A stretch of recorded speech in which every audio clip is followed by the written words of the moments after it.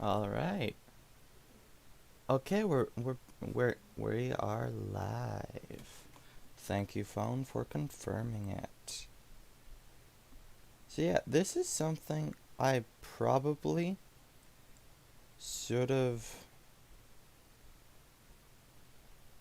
done like a while ago, honestly.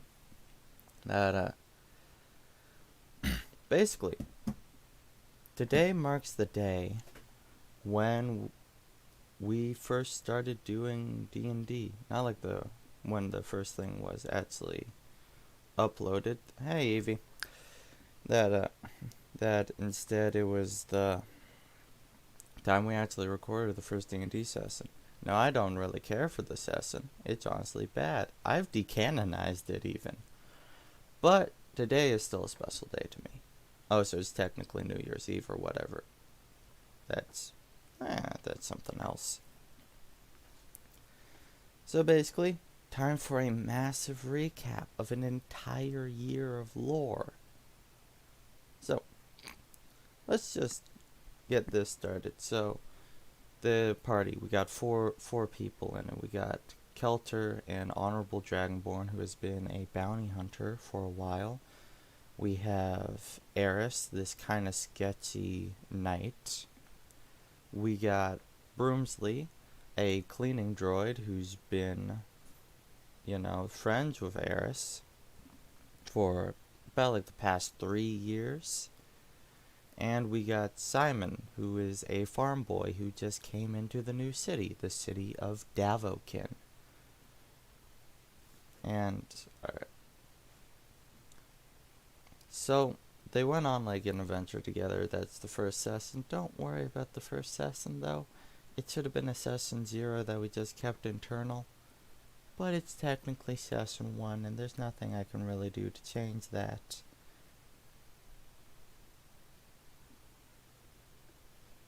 Anyways, now I'm just getting like some stuff from YouTube about suggestions.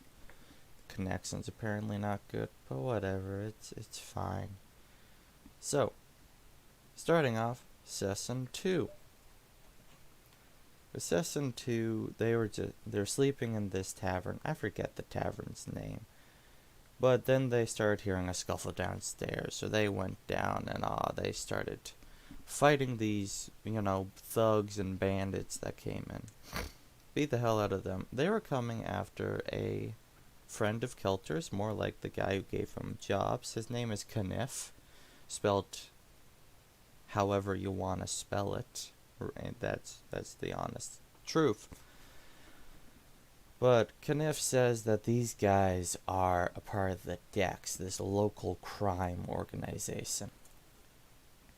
And he has a massive debt to them, and asks that the party helps him.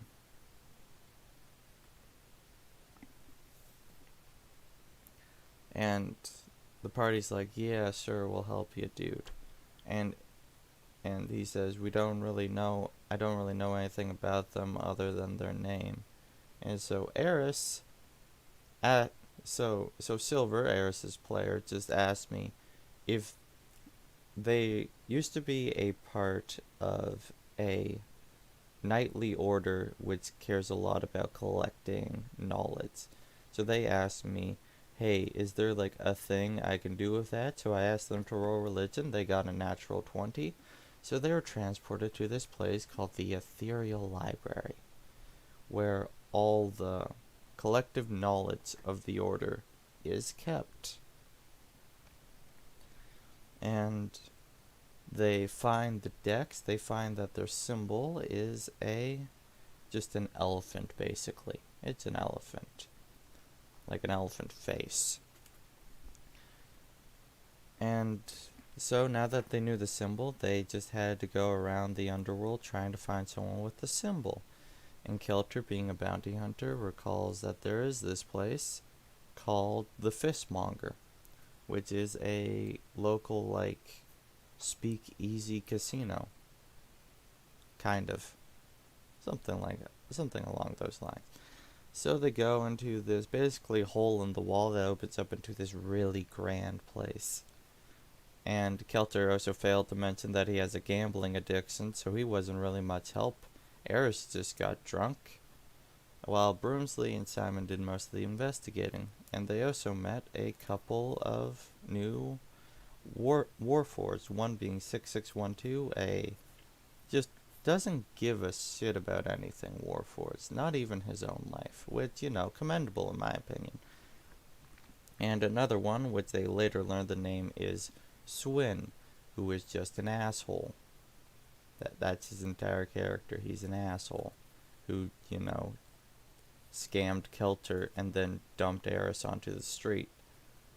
Well, honestly, Eris had it coming. They got way too wasted. Then, so, Broomsley, he meets this snake lady, and the snake lady tells him that there is someone with this tattoo. And he goes and he confronts this guy with the tattoo. It's a very hostile conversation. And then after confronting, they make a deal with this guy. He's a purple tiefling by the name of Cornelius. And he tells them a way to find the decks. And they go and they kill this guy who's like a mechanic. So the decks come after them, kidnap them one by one. Just one of the notable ones is that Simon's old childhood friend named Jimmy is among the decks. So then, next session is kind of a bottle episode, but a couple things to note. Simon kind of tells Jimmy that he kind of sucks and that he shouldn't be in the crime business. He's like, you're better than this man, or whatever. Kelter is offered a job at the decks, but refuses them outright. And Eris seduces a vampire by the name of the Madame. And then eventually they break out of their holding cell. And they realize that the Broomsley that was with them was actually a changeling, who then goes and tells, the changeling happened during the kidnapping. Cornelius also talked to the party while they were in the holding cell, so the changeling goes and it's like, hey, Cornelius is a traitor. So then the party is like, oh, damn, we kind of like that guy, because they grew fond of Cornelius. And so they went to rescue him, and it's a trial by combat. And Eris is like, I will fight for Cornelius. And so they get into the pit. It's just a human. They're like, alright, we'll beat up this human thug. And then the human it's a werewolf called Longclaw. So he turns into this massive werewolf, and they have a fight. Longclaw almost kills Eris, but in that time, Eris gets this feral mode, as we call it, where they do this burst of dark magic and just blow up the head of Longclaw. Then after that, a massive fight breaks out, with everyone just slaying each other. Kelter, who is a barbarian, by the way, does a rage which brings out the ghosts of his ancestors, which only some people can see.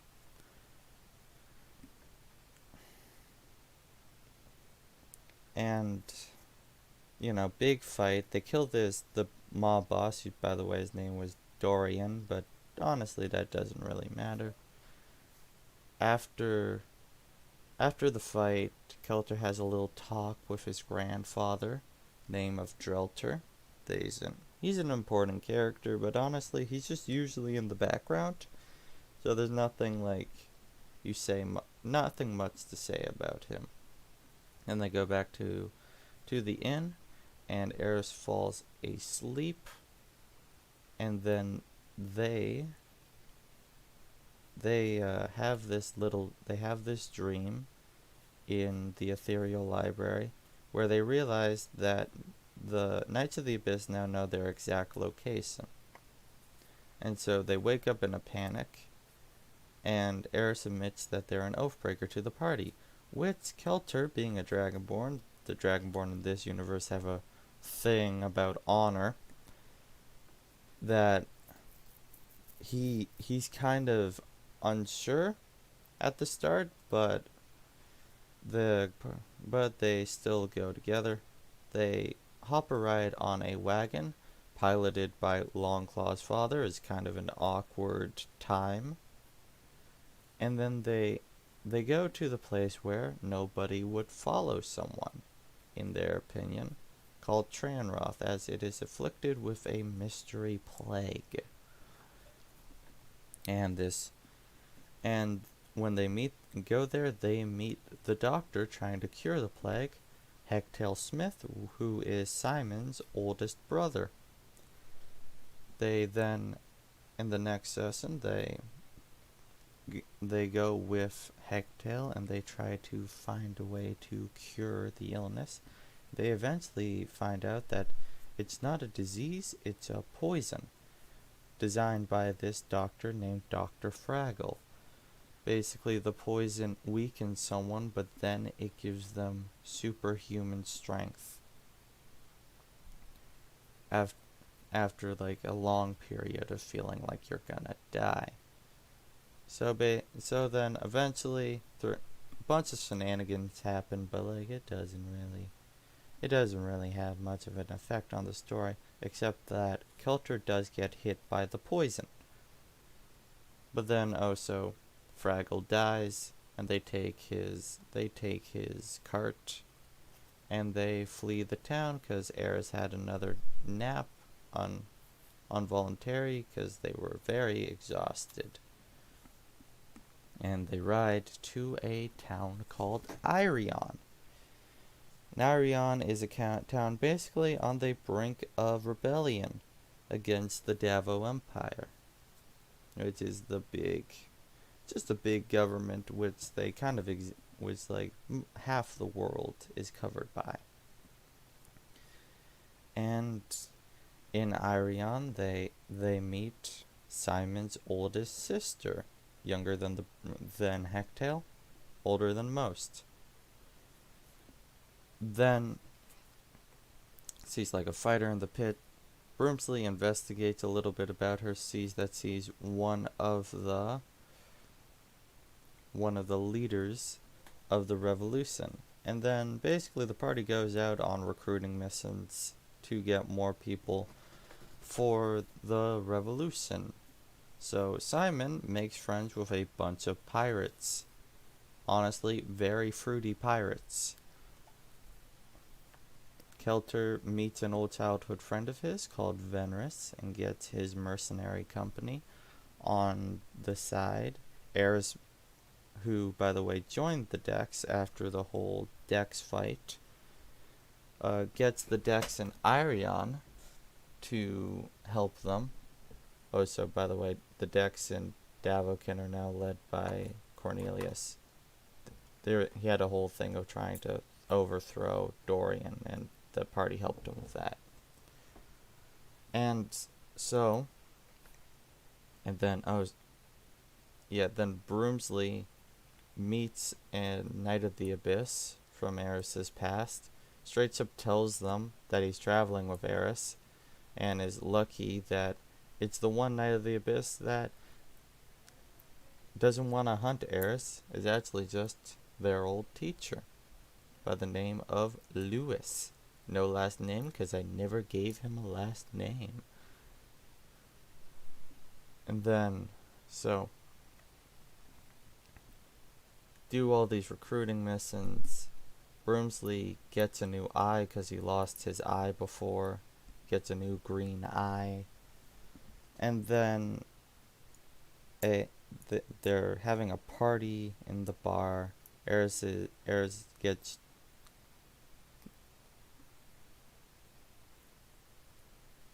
so drunk that they pass out again.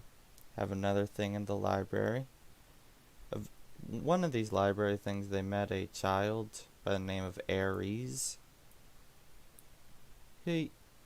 he hasn't been important to the campaign yet, so don't worry about him.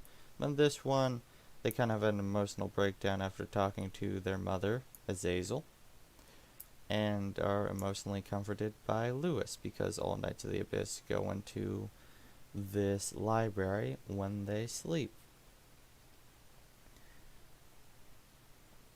And then they wake up. It's like, oh my god, the Knights of the Abyss are coming.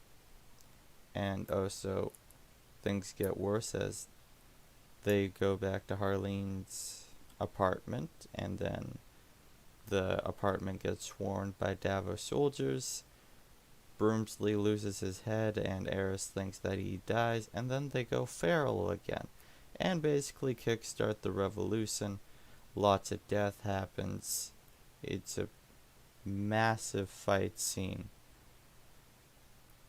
And then, after massive fight scene, the party realizes, oh no, Broomsley got kidnapped. Just in the middle of it. And they find this teleportation circle that they're able to use a chunk of armor they found, which Broomsley broke off in the confrontation with his kidnapper, and they teleport straight to the kidnapper, which is Aaron, who is Eris's father. And they kind of just spawn on his coffee table. And then there's a very tense conversation. Eventually, it ends in Kelter spitting acid on Azazel's wings, because he has wings. None of her other family members do. Nobody else really has wings, actually, in like the entire world. Then also chucked a grenade at Azazel's back, set her flying through a window, landing on the ground. It was quite badass in my opinion. Then the party had to do just a chase scene through the snowy tundra, and eventually jumped on a running train, but Aaron went after them, and they had a fight where, honestly, Kelter almost killed Aaron, so Aaron had to escape. Then Aaron made the train go really fast and got knocked off the rails and into a city which is built in a sinkhole called Mastapor. It caused massive casualties, but we just kind of skip over that. So Mastapor is basically it's a slavery. It's a slavery city. It's a city built off of slavery. And the party gets separated. Eris gets into the Latrio, who are kind of like it's kind of like the Jabba slaves, if you get what I mean. Like, they were going to be sold to be a sex worker, basically. But luckily that doesn't happen, because Kelter survives the fall and is able to start tracking the party. Broomsley is reclaimed by his old master, Searoar, who actually is pretty chill with him and allows him to leave again. And Simon is in a pit working and meets an orc there, who is a part of a thing called the Gragnok War, which is a massive plot point. But honestly, I should just do a video on the Gragnok War by itself. And so basically, Simon, with this orc, who probably has done many war crimes, just bursts out and escapes, and then the three other party members go save Eris with the help of a dragonborn whose mind is basically broken, that serves Broomsley's former master, called the Beast. Just tears through a bunch of the Latrio men, and also Aaron comes, kills Latrio. and then just kind of leaves because he didn't want to get involved. Oh, Evie's talking about the orc guy's name. The orc guy's name was Dralor. Dralore.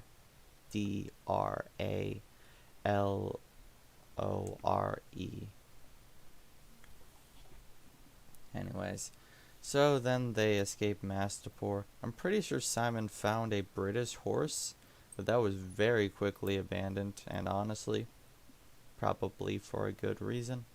They then had a kind of like mini camping episode. Then they were attacked by bandits which had a goat symbol on them. Then they found the city of Lichtum, which is spelled like Lich Tomb.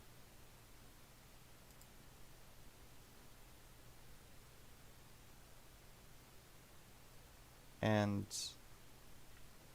they go to the city of Lich Tomb. They find a 50s era kind of diner. By the way, this is a medieval setting. Just don't worry about it. Broomsley's a robot in a fantasy medieval setting. Don't worry about it. And they have milkshakes, burgers, and then they find out what's underneath the diner. They also find this place with the help of this random fruity dude for Simon, named Hedwig Hendricks. And they find out that underneath is basically a cult. It's called the Cult of Afro, which is basically the cult of lust.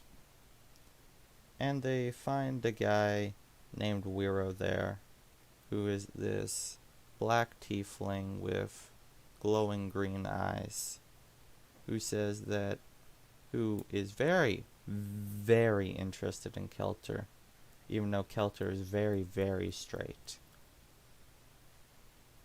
And he says that he will give the party shelter if Kelter helps him out with one favor, which is, just to kill Wiro's father.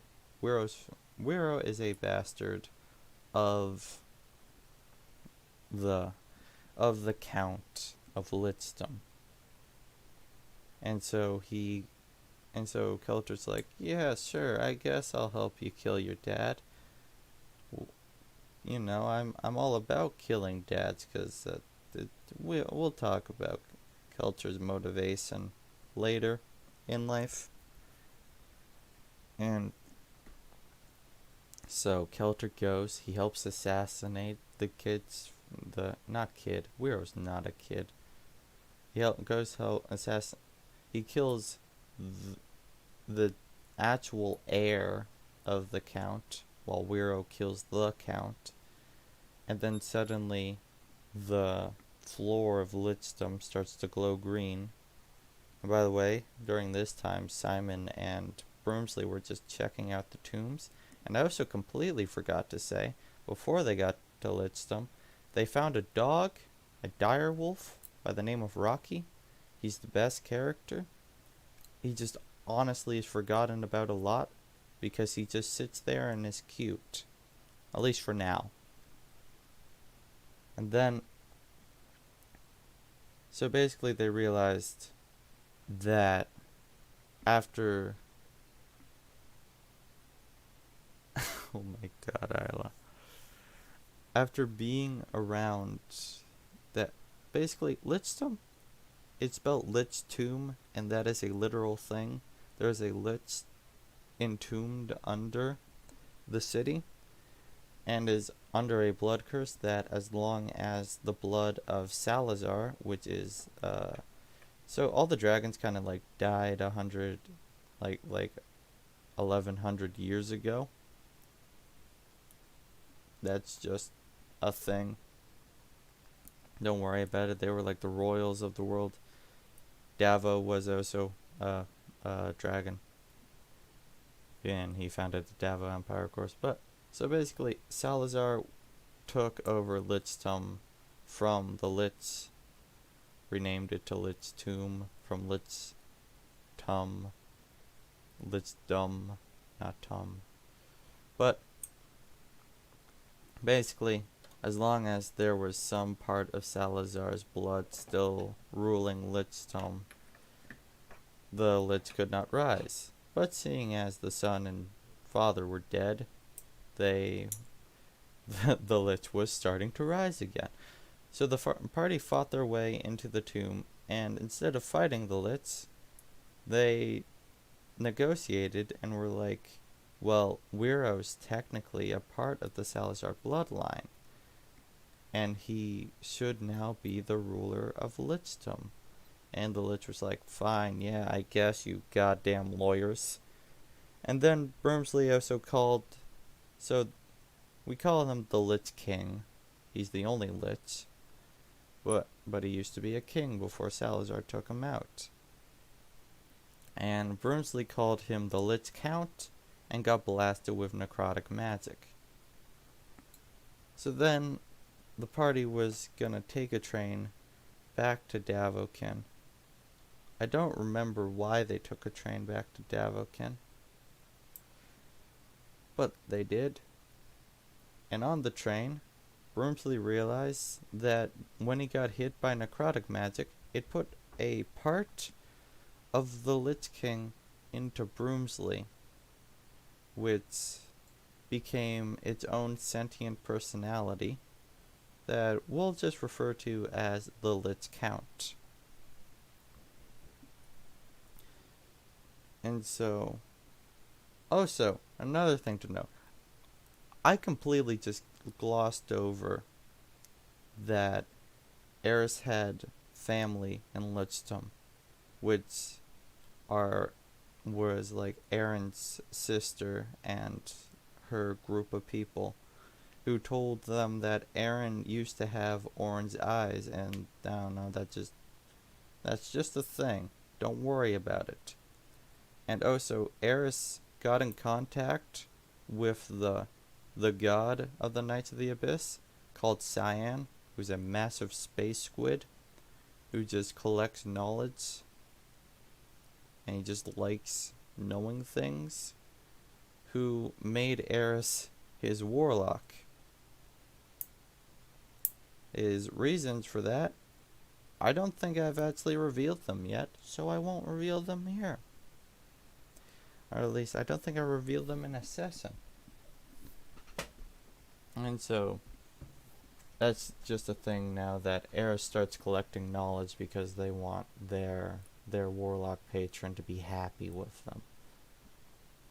And so, they go back to Davokin, and they meet another one of Simon's brothers there. This one is a blind guy with a really patchy coat. His name is Dave, Dave has some psionic powers. Basically, he can like push and pull things with his mind, and he can also kind of still sense people with the psionic powers. That's just within 10 feet of him, he will definitely know you're there. And Dave has a twin by the name of Max, who also has psionic powers. But Max is psychotic and wants to kill his brother because he believes they're two halves of one soul. So the party goes, they help Dave. Eris indirectly kills Max by making him think that the voices are back. And then Max's echo shows up in Broomsley's body. And he's just like, okay. Because also, by the way, that's what we call the ghosts there in Broomsley's bodies. They're echoes. All the echoes get amnesia when they go into Broomsley's body. So Max eventually is like getting rehabilitated by Broomsley, just talking to him and being nice to him. And then through Cornelius, because they're back in Davokin, they find out that they basically take a job from this Arion dude called Lucky, who was visiting Cornelius and Davokin to try to get weapons, that there's a guy who people call the Duke, which has been held hostage by the Davo Empire. And it's also New Year's Day, basically. But we call it Dragon's Day in that. And wow, what a coincidence for the day we're streaming. But that doesn't really matter because New Year's Day, I think we did that in October. I'm not sure. But whatever it is. And then, so the party infiltrates this basically royal ball. They meet Swin again. They restrain themselves from trying to kill him, basically. Broomsley also infiltrates as a member of the staff and meets this robot named D, who's the same model as him, and she's just a very nice person. And is basically from then on out, they're like best friends and probably love interest to Broomsley. And Broomsley does a lot of things. There's just regular party shenanigans, if you think of it like that. Eris thinks they've seduced a woman. Then they're like, yes, this is going to be a fun night. And then the woman turns out to be a changeling that's there to kidnap them. And so Broomsley and Simon are like, God damn it, Eris is getting kidnapped. So they run after Eris. And Kelter continues to get the job done that they were there to do and rescues the Duke from the dungeon after fighting this gas-masked man who just doesn't seem to die even when Kelter stabbed him in the brain. So they free the Duke. Kelter also desecrates the corpse of Davo and gets Cornelius caught for a bit, but he also rescued Cornelius. So then the party goes, they save Eris. Broomsley gets knocked unconscious and then lets the Lich Count take control of his body for a little bit. And the Lich Count brings down a building on the guy who knocked Broomsley unconscious. The guy who knocked Broomsley unconscious is this big hulking man called the Bull. He's just kind of the muscle. And they also realize that Azazel was the one who masterminded the attack. No, because that just makes sense.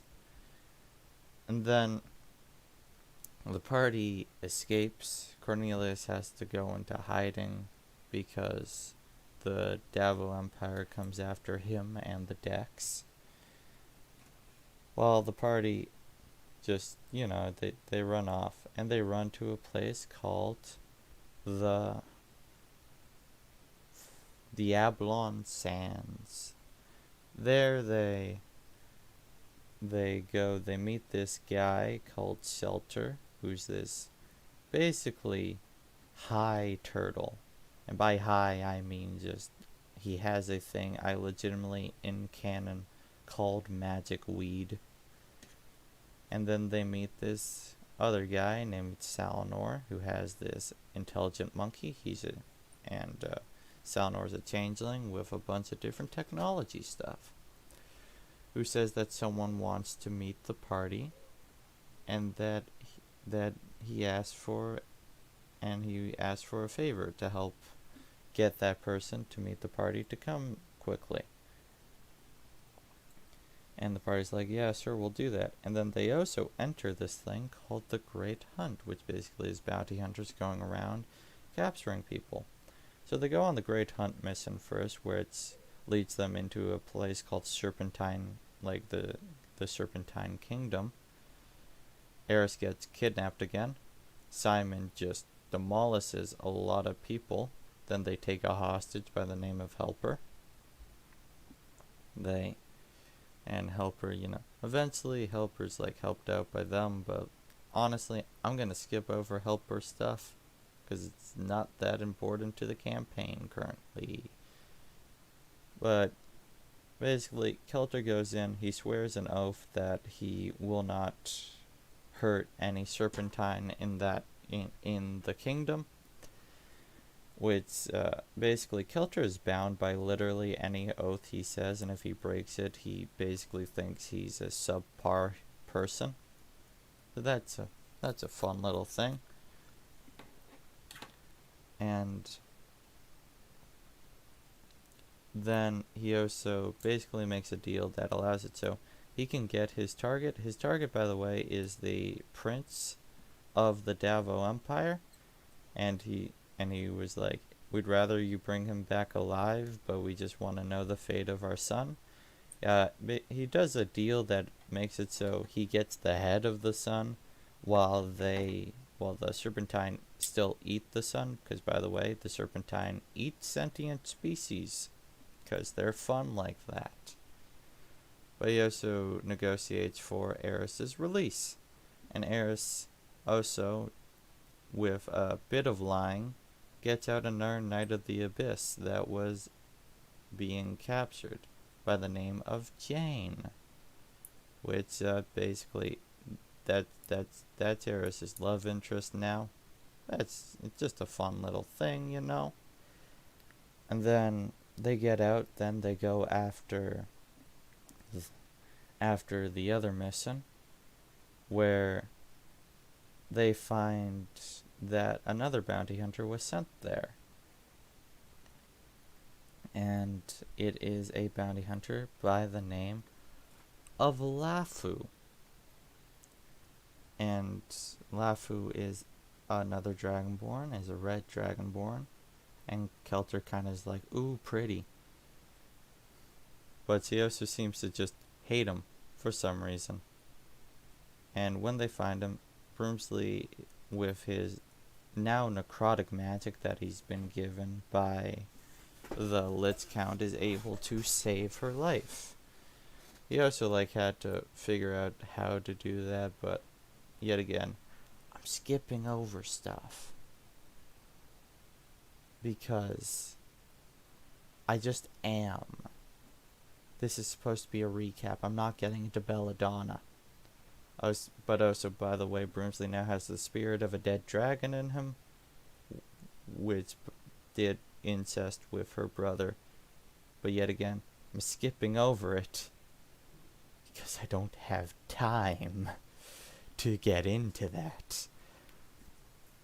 But basically, then the party is locked into this cave by someone, but Broomsley is able to dart out really quick and is this very janky looking robot by the name of Junk, who quick as lightning just kills Broomsley.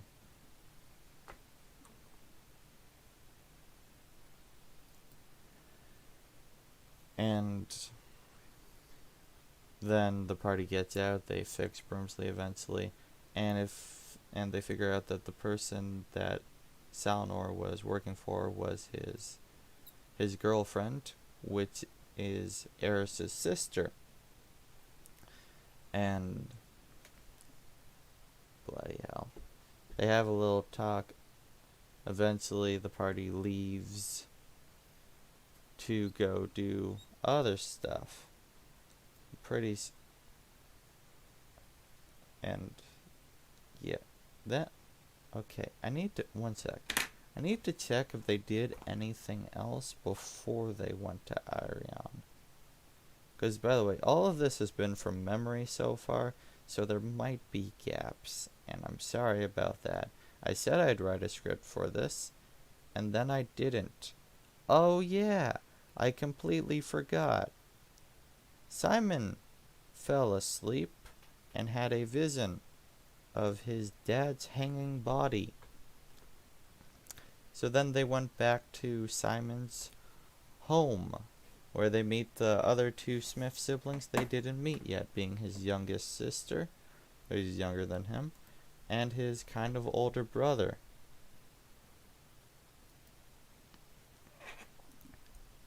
And so,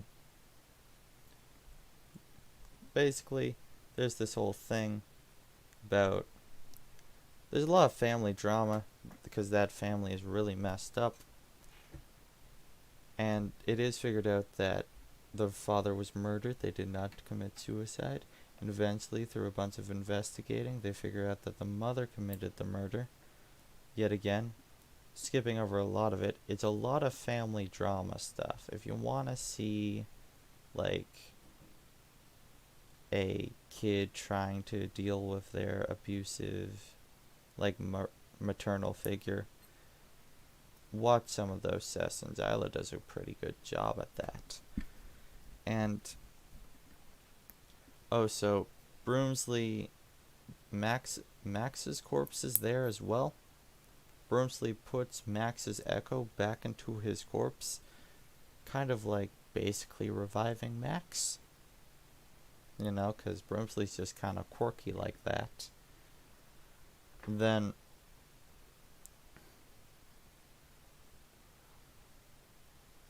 they figure out the mother killed the father. They get her locked up. And so Simon finds a demon sword in the attic. That's just a thing. The demon sword's name is Azar.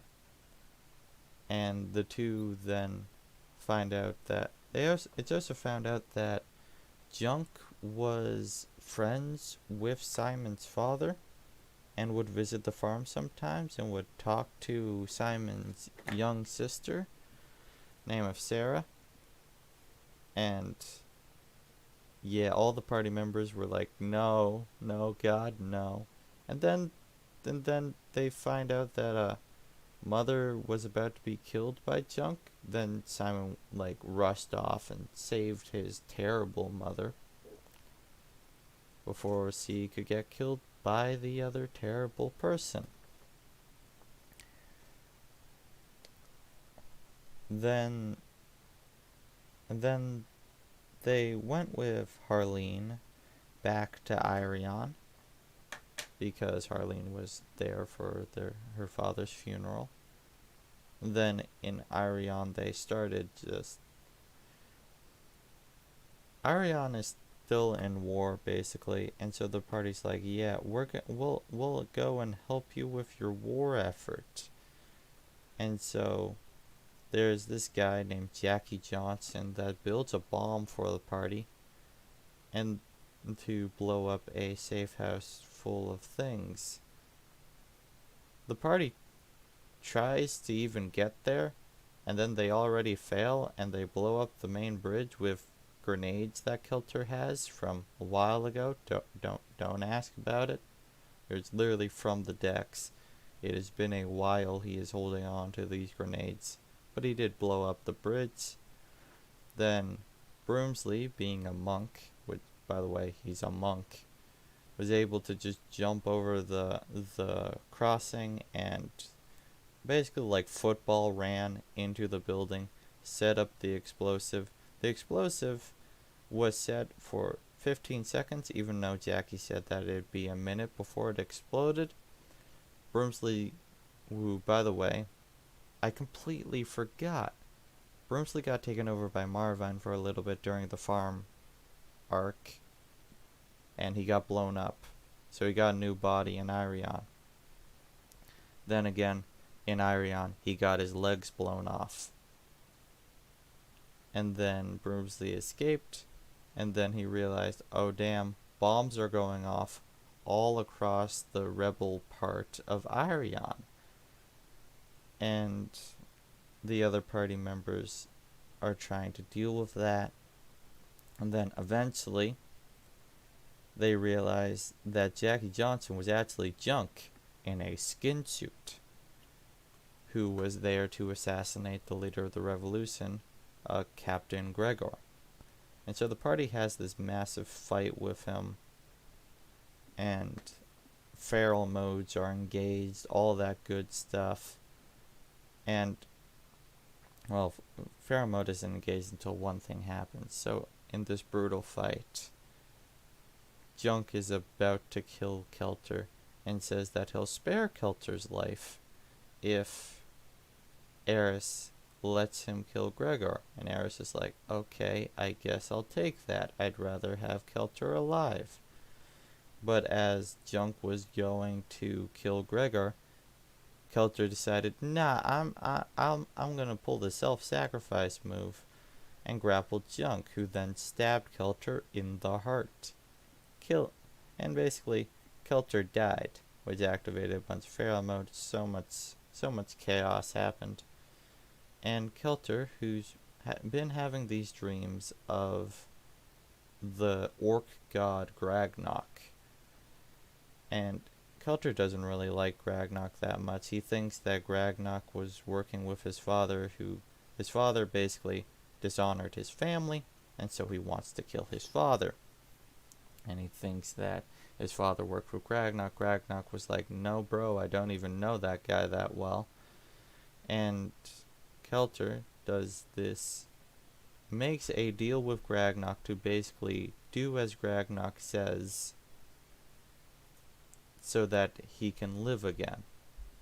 And so, at the end of last session we did, Kelter woke back up, alive, not quite well.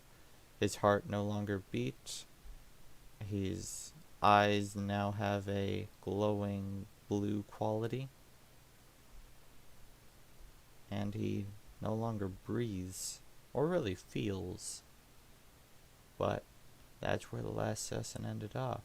So I hope that helped. If anything's still confused, if anything's like, if I fucked up somewhere, or if something is confusing, ask in the comments below after I finish the stream, and I'll be sure to answer everything that wouldn't be a spoiler to answer.